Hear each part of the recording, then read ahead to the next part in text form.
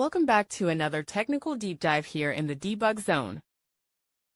Today we're tackling a big question and breaking it down with insights from other users.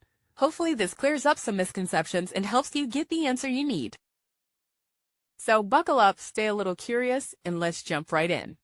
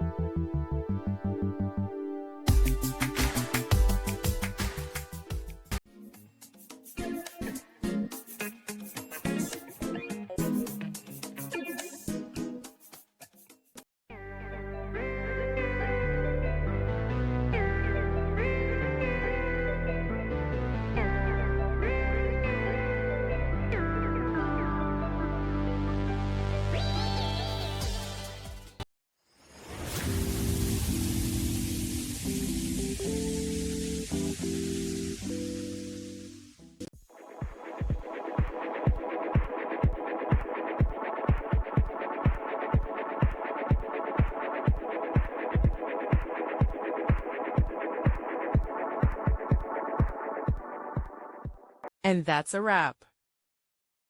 I hope you found the answer you were looking for. If you did, take a second to hit that subscribe button. It really helps out. And let me know in the comments which solution worked best for you. See you next time in the debug zone.